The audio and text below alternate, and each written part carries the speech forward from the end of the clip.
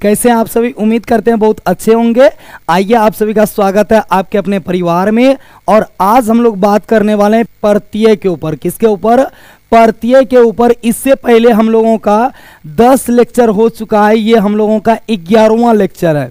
यदि आपने इसके पहले का क्लास नहीं देखा है तो डिस्क्रिप्शन में लिंक है और प्ले लिस्ट भी हिंदी व्याकरण के नाम से बनाया हुआ है, आप वहां से जाकर के सारे क्लास को देख सकते हैं और अपना जो है बिहार पुलिस 2025 में एक सीट पक्का कर सकते हैं। तो आइए देर नहीं करते हैं, क्लास को शुरू करते हैं और प्रत्यय के बारे में आज पूरे विस्तार से समझने का प्रयास करते हैं। तो सबसे पहले आता है प्रत्यय क्या है। तो हम लोग कहेंगे प्रत्यय क्या है? शब्द के अंत में जो शब्दांश या शब्द समूह लगाए जाते हैं उन्हें प्रत्यय कहा जाता है। जैसे मनुष्य शब्द में तुआ लगा दीजिए तो आपका मनुष्य तुआ बन जाएगा। यानी कुल मिलाकर के देखा जाए तो परिभाषा का कहने का अर्थ यह है कि वे शब्दांश जो किसी शब्दों के अंत में लगकर उसके अर्थों को बदल देते हैं उसे हम लोग क्या कहते हैं? उसे प्रत्यय कहते हैं। उसे क्या कहते हैं? प्रत्यय कहते हैं। तो इस मनुष्य तुआ में कौन सा प्रत्यय है? तुआ प्रत्यय है। आगे बढ़ते हैं। प्रत्यय के कितने भेद होते हैं या कितने प्रकार के होते हैं? प्रत्यय मूलतः 2 प्रकार के होते हैं, कृदंत प्रत्यय और तद्धित प्रत्यय। कृदंत प्रत्यय और कौन सा?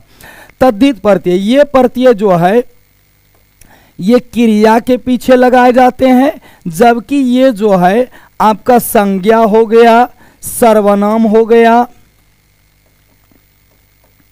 सर्वनाम हो गया, ये विशेषण भी हो गया, विशेषण हो गया, ये विशेषण हो गया और जो है कि अव्यय के पीछे लगाए जाते हैं उसे हम लोग क्या कहते हैं? उसे तद्धित प्रत्यय कहते हैं। तो जानते हैं इनके बारे में बहुत अच्छे से।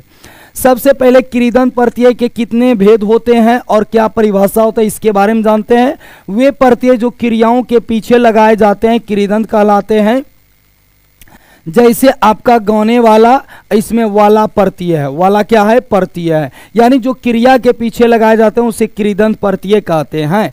कृदंत प्रत्यय के कितने भेद होते हैं? 5 भेद होते हैं। सबसे पहला आता है कर्तरीवाचक। वह कृदंत है जो क्रिया के करने वाले का द्योतक होता है। इसके मुख्य प्रत्यय इस प्रकार से हैं। यानी वैसा प्रत्यय जिससे क्रिया करने का मुख्य द्योतक जो होता है उसका बोध करवा दे, उसको हम लोग क्या बोलते हैं? कर्तरीवाचक कृदंत प्रत्यय कहते हैं। जैसे यहाँ पर पढ़ने वाला में वाला प्रत्यय है, गाने वाला में वाला प्रत्यय है, रोकन हारा में आपका हारा प्रत्यय है, जानन हारा में हारा प्रत्यय है। अगला गायक में क प्रत्यय है, पूरक में क प्रत्यय है, बढ़िया में इया प्रत्यय है, गवैया में एया प्रत्यय, खवैया में एया प्रत्यय और पका हुआ या सोया हुआ में हुआ प्रत्यय है। तो ये आपका प्रत्यय आ जाता है कर्तरीवाचक कृदंत प्रत्यय जो क्रिया का द्योतक दर्शाता हो। अगला आता है कर्मवाचक कृदंत प्रत्यय जो स्वकर्मक क्रिया के सामान्यभूत में हुआ या हुई प्रत्यय लगने से बनते हैं। जैसे पढ़ा हुआ। यानी कर्मवाच्य प्रत्यय किसको कहेंगे या कर्मवाचक कृदंत प्रत्यय किसको कहेंगे? जो कि हुआ या हुई लगाने से बना हो उसको हम लोग क्या कहेंगे? कर्मवाचक कृदंत प्रत्यय कहेंगे। जैसे पढ़ा हुआ में हुआ प्रत्यय है, सुना हुआ में हुआ प्रत्यय, लिखी हुई में हुई प्रत्यय, देखी हुई में हुई प्रत्यय। अगला आता है करणवाचक कृदंत प्रत्यय। क्रिया के पीछे न या नी लगने से जो बनते हैं उसको हम लोग करणवाचक कृदंत प्रत्यय कहते हैं। जैसे यहाँ पर आ जाएगा चलनी, कतरनी, धोकनी, सूंघनी, करनी, मथनी, मथानी, ढकना, ओढ़ना, चलना, बोलना, छनना एटसेट्रा हो सकता है। अगला आता है भाववाचक। वे शब्द जो भाववाचक संज्ञा का कार्य करते हैं ये क्रिया के अंत में आप, अंत, वट, हट, आई, दीर्घई, आब, आन आदि लगाकर बनाए जाते हैं। जैसे मिलाप में आप प्रत्यय, गढ़ंत में अंत, लिखावट में आवट प्रत्यय, चिल्लाहट में हट प्रत्यय, लिखाई में दीर्घई, हंसी में दीर्घई प्रत्यय, बचाव में आब, उड़ान में आन प्रत्यय। तो ये सारे जितने भी भाववाचक वाले होते हैं इसे भाववाचक क्रियदंत प्रत्यय कहते हैं। अगला आता है क्रिया द्योतक। वे शब्द जो धातु के न के स्थान पर ता के साथ हुआ या हुई लगने से बनते हों उसको हम लोग क्या बोलेंगे, उसको क्रिया द्योतक कहेंगे।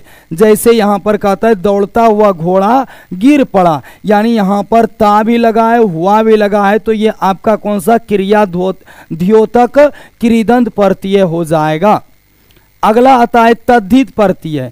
वे प्रत्यय जो संज्ञा, सर्वनाम, विशेषण और अव्यय शब्दों में लगते हैं तद्धित कहलाते हैं।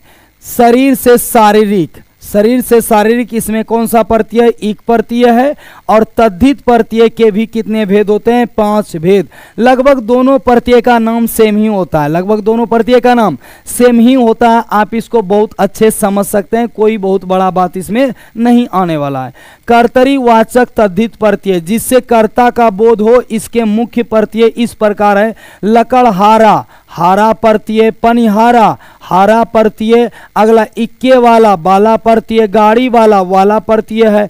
गुणवाचक तद्धित प्रत्यय, जिससे किसी गुण भाव का प्रदर्शन हो, ये इस प्रकार से हैं। भूख से भूखा आ प्रत्यय, प्यास से प्यासा आ प्रत्यय, नगर से नागरिक इक प्रत्यय, समाज से सामाजिक इक प्रत्यय। अगला आता है प्राण से प्राणी ई दीर्घई प्रत्यय, ज्ञान से ज्ञानी दीर्घई प्रत्यय, योग से योगी दीर्घई प्रत्यय। यानी जिससे भाव उत्पन्न होता हो उसको हम लोग भाववाचक तद्धित प्रत्यय कहेंगे। अगला आता है ये भाववाचक, गुणवाचक था, और ये भाववाचक अगला आता है जिनसे भाव अथवा अवस्था का ज्ञान हो, वो इस प्रकार से मूर्ख से मूर्खता ता प्रत्यय, सज्जन से सज्जनता हो गया आपका ता प्रत्यय, बूढ़ा से बुढ़ापा आपा प्रत्यय, बच्चा से बचपन पन प्रत्यय, लड़का से लड़कपन इसमें भी पन प्रत्यय। अगला आता है ऊनवाचक तद्धित प्रत्यय, जिन शब्दों से छोटेपन का बोध हो उसको हम लोग ऊनवाचक तद्धित प्रत्यय कहते हैं।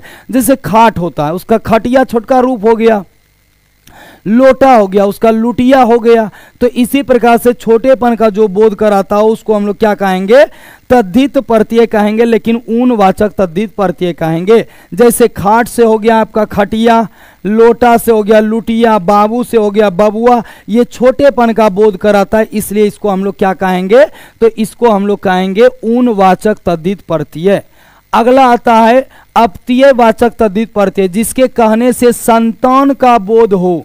जैसे दशरथ दाशरथी, मनु यहाँ पर हो गया आपका संतान मानव, वसुदेव का वासुदेव, कुंती का कौंतेय, ये आपका संतान का बोध कराता है, इसलिए इसको अपत्यय वाचक तद्धित प्रत्यय कहते हैं।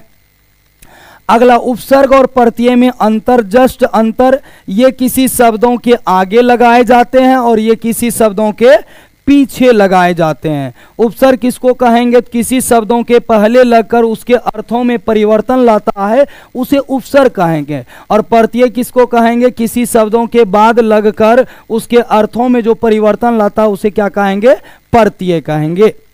उसी प्रकार से क्रियदंत प्रत्यय और तद्धित प्रत्यय में क्या अंतर है, क्रिया के मूल धातु में कृत प्रत्यय लगने से जो शब्द बनता है उसे क्रियदंत प्रत्यय कहते हैं, यानी क्रिया के पीछे जो लगाए जाते हैं उसे क्रियदंत प्रत्यय, और जो संज्ञा सर्वनाम विशेषण अव्यय के पीछे लगाए जाते हैं उसे तद्धित प्रत्यय कहते हैं। बस इतना सा अंतर है, आप इसको देख लेंगे।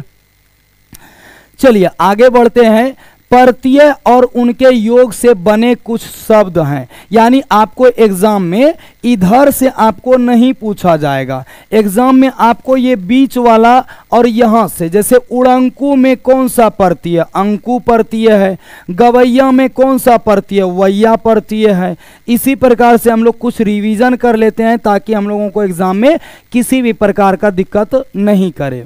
अगला कहता है टिकाऊ में कौन सा प्रत्यय, आऊ प्रत्यय, मिलनसार में कौन सा सार प्रत्यय, तैराक में कौन सा आक प्रत्यय। अगला है रखवार में कौन सा प्रत्यय, वार प्रत्यय, लड़का में कौन सा आका प्रत्यय, रोवनहार में हार प्रत्यय।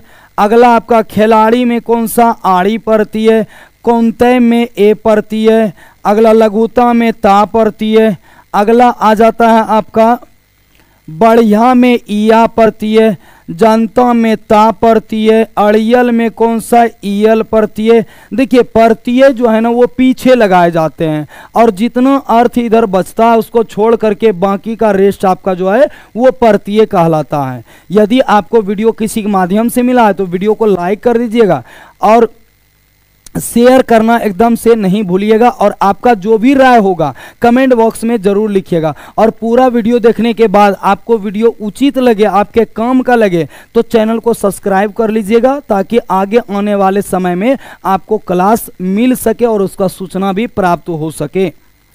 चलिए आगे बढ़ते हैं। अगला कहता है पाश्चात्य में कौन सा पड़ती है, तिया पड़ती है, मरियल में ईयल पड़ती है, अन्यत्र में कौन सा तरह पड़ती है। अन्य का अर्थ होता है, लूट का अर्थ होता है एरा पड़ती है, लुटेरा में। चिकनाहट में कौन सा पड़ती है, हट पड़ती है। गुरुत्व में कौन सा पड़ती है, तुआ पड़ती है। मिलावट में आपका आवट पड़ती है। बीमार में आपका बीमारी होगा, यहाँ पर बीमारी में दीर्घही पड़ती है। लौकिक में आपका इक पड़ती है हो जाएगा।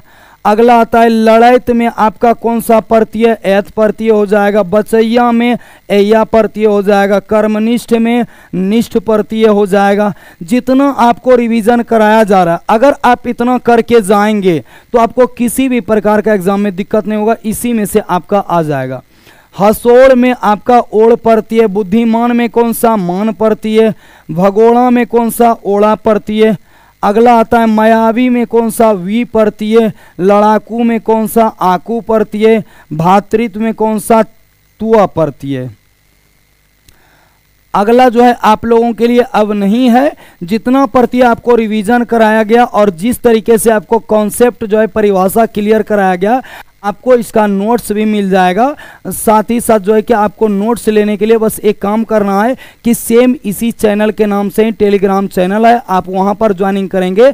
आपको डायरेक्शन भी हम बताएंगे किस तरीके से तैयारी करना चाहिए और साथ ही साथ आपको हम ये भी बताने का प्रयास करेंगे वहां पर कि आपको किस बुक से अध्ययन करना चाहिए और किस स्टडी मटेरियल से आपको पढ़ना चाहिए। तो ये आपको PDF भी मिल जाएगा, वहां पर फ्री है, टोटल का टोटल जो है कि फ्री ऑफ कॉस्ट है। तो सारा चीज़ आपको वहां पर भी मिल जाएगा, तो वहां से आप वो चीज प्राप्त कर लें और अपने डाउट्स को भी वहां पर पूछ सकते हैं। साथ ही साथ आप जो है इस चैनल को भी सब्सक्राइब करके रखेंगे ताकि मैं जब जब क्लास लेके आऊं आपको नोटिफिकेशन मिल जाए और आप क्लास सही रूप से कर सकें। और भी अधिक आप हिंदी अगर पढ़ना चाहते हैं हिंदी व्याकरण, तो हिंदी व्याकरण के लिए सबसे जो ज़्यादा महत्वपूर्ण जो हमने तैयारी खुद कर रखा है जिससे उस बुक का नाम आता है हिंदी व्याकरण के लिए आपका लुसेंट से। अगर आप ये किसी का प्रमोशन नहीं और किसी का कुछ भी नहीं, अगर आप लुसेंट बुक से हिंदी की तैयारी कर लेते हैं तो आपका तैयारी इतना मजबूत हो जाएगा, आप किसी भी एग्जाम में जिसमें हिंदी लागू है आप उसमें क्वेश्चन को नहीं छोड़ेंगे और आप क्वेश्चन कर पाएंगे। और उसी के तहत जो है कि मटेरियल भी तैयार किया जाता है, आपको फ्री मटेरियल भी मिल जाएगा वहाँ पे। तो प्यारे दोस्तों वीडियो देखने के लिए आप सभी को दिल से धन्यवाद। मिलेंगे फिर अगले क्लास में और अगले चैप्टर को लेकर के। तब तक जय हिंद, अपना तैयारी करते रहिए और जो है कि मस्त रहिए, स्वस्थ रहिए।